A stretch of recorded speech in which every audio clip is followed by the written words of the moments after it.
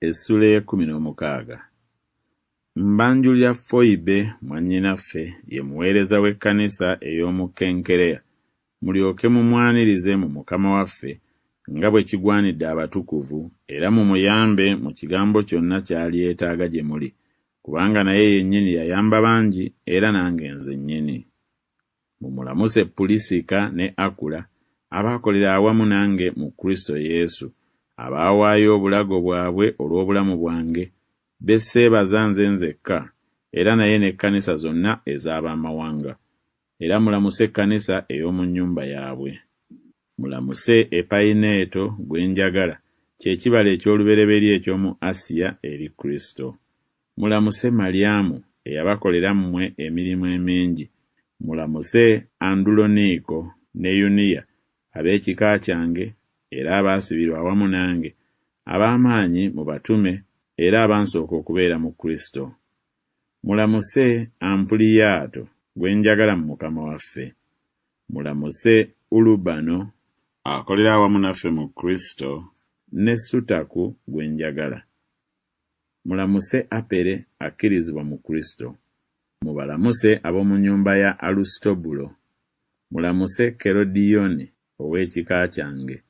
Mubalamuse ab'omu nnyumba ya Nalukiso abali mu Mukama waffe. Mulamuse Terufayina ne Terufoosa abaakola emirimu mu Mukama waffe. Mulamuse Peruso omwagalwa eyakola emirimu emingi mu Mukama waffe. Mulamuse Luufo eyalondebwa mu Mukama waffe ne nnyina ye mmange. Mulamuse Asunkulito, Fulegoni, Kerume, Patuloba, Keruma n'abooluganda abali awamu nabo. Mulamuse Filologo ne Yuliya, ne Lewu ne mwannyina, ne Olumpa n'abatukuvu bonna abali awamu nabo. Mulamusagane n'okunywegera okutukuvu. Ekkanisa zonna eza Kristo zibalamusizza.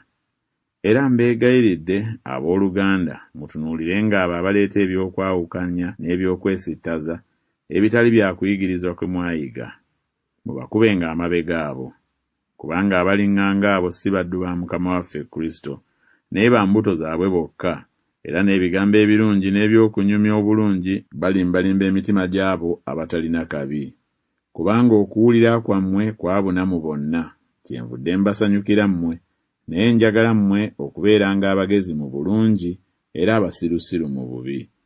Era Katonda ow'emirembe alibetenta Setaani wansi w'ebigere byammwe mangu. Ekisa kya Mukama waffe Yesu Kristo kibeerenga nammwe. Timoseewo akolera awamu nange abalamusizza, ne Lukiyo ne Yasooni ne Sosipateri ab'ekika kyange. Nze Terutiyo awandiise ebbaluwa eno mbalamusizza mu Mukama waffe. Gayo ansuza nze n'ekkanisa yonna abalamusizza. Erasuto omuwanika w'ekibuga abalamusizza, ne Kwaluto ow'oluganda.